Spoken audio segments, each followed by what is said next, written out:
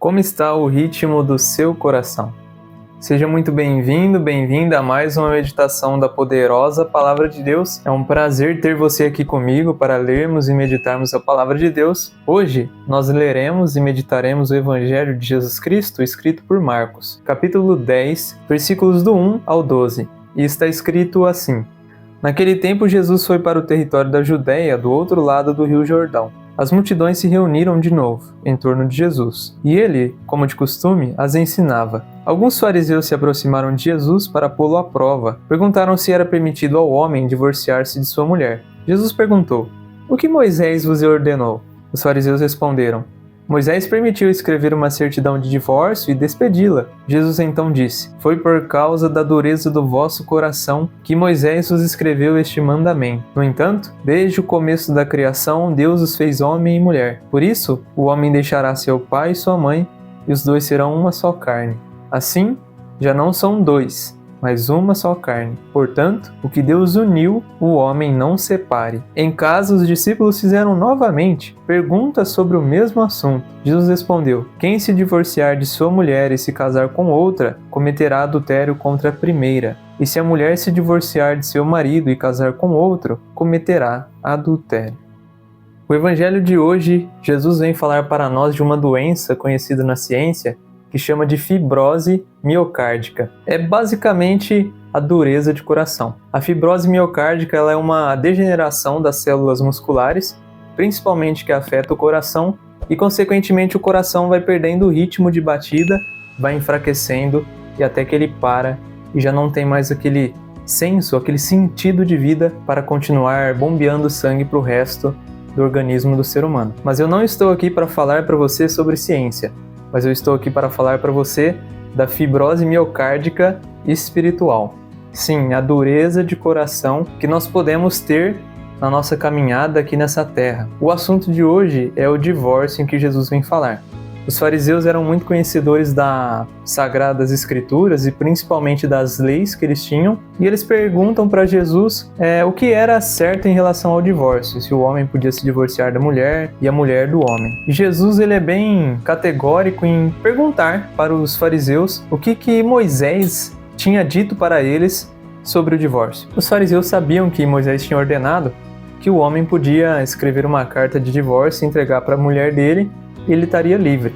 Jesus explica para eles que isso acontecia por causa da dureza de coração que as pessoas daquela época de Moisés tinham. Até porque aquelas pessoas do Êxodo, elas não eram pessoas como nós hoje, no sentido de conhecimento que elas tinham. Elas não tinham a palavra de Deus tão mais, digamos que, explicada para elas de maneira com que elas pudessem entender o sentido da coisa. Mas hoje, nós somos indesculpáveis em relação à palavra de Deus, o quanto ela é explicada para nós e o quanto ela é bem clara, já escrita na Bíblia. Por exemplo, voltado ainda no assunto do divórcio, que é o cerne aqui do Evangelho, a mídia, a televisão, as séries, todos esses tipos de conteúdos que nós assistimos propagam uma maneira promíscua de viver o relacionamento tanto conjugal quanto de homem e mulher. Então, tudo que é exposto para nós na mídia, na maioria das vezes, não tudo, digamos assim, mas as novelas, por exemplo, e várias outras coisas que nós consumimos como conteúdo, nos ensina a viver o relacionamento conjugal, matrimonial, de maneira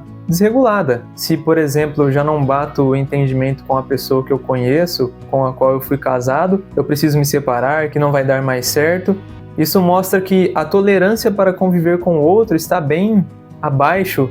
E essa fibrose miocárdica, ela no nível espiritual faz com que o nosso coração ele desalinhe com o ritmo do coração de Deus. Portanto, nós começamos a basear a nossa vida, seja na área matrimonial e em qualquer área, de maneira desgovernada. O nosso coração já não bate mais conforme o ritmo do coração de Deus e nós começamos a viver conforme o ritmo do coração do mundo. As mídias, a televisão, os jornais, as séries nos ensinam que viver um matrimônio, viver um relacionamento de fidelidade é bem desordenado, se podemos dizer assim. Por exemplo, se eu já não estou satisfeito mais como a minha esposa cozinha, se eu já não tolero mais com que o meu esposo coloque a toalha sobre a cama, eu simplesmente brigo com ele e me divorcio e pronto, está tudo resolvido. A mídia, o mundo nos ensina a viver o amor conjugal de maneira totalmente contrária do que Deus pede para nós. E claro, a gente não está aqui para colocar um peso e um fardo sobre a vida daqueles que são divorciados, separados e vivem irregularmente ainda hoje,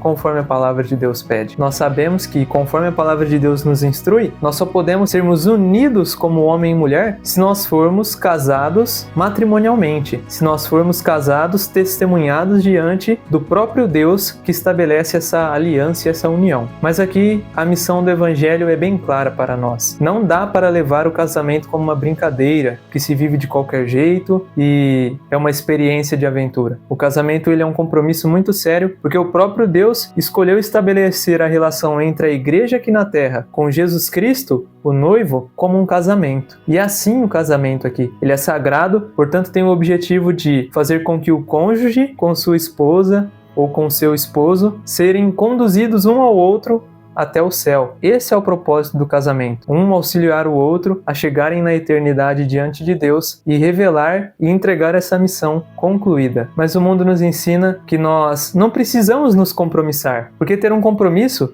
é dificultoso. Exige entrega da minha parte, exige sacrifício, exige não aceitar com que as coisas sejam do meu jeito o tempo inteiro. Por isso é muito mais fácil ter um relacionamento casual, você vai para sua casa, eu vou para minha, se a gente brigar, a gente vai embora. O casamento, ele é depravado, ele é desprezado, porque foi isso e é isso que o diabo faz e tenta pregar na cabeça das pessoas até hoje. Mas Jesus vem aqui nos mostrar hoje que é preciso cumprir a palavra de Deus, porque por mais que esse caminho seja difícil, é o melhor caminho que nós precisamos seguir. E então, o convite do Evangelho para você é revisar como você tem vivido o seu matrimônio e revisar você também, se você é solteiro, como tem sido o processo para você chegar no matrimônio. Hoje, graças a Deus, por meio da tecnologia e de tanto conhecimento que nós temos, nós conseguimos fazer um processo seletivo da pessoa com o qual nós iremos um dia tomar uma decisão definitiva de permanecer com ela até o fim da vida, mais assertiva. Nós temos a etapa do namoro, que nós conhecemos as pessoas, que nós conhecemos o jeito da pessoa, os defeitos e as qualidades, se nós iremos ou não suportar os defeitos da outra pessoa. É para isso que o namoro existe. O namoro é mais um relacionamento entre conhecer o coração da pessoa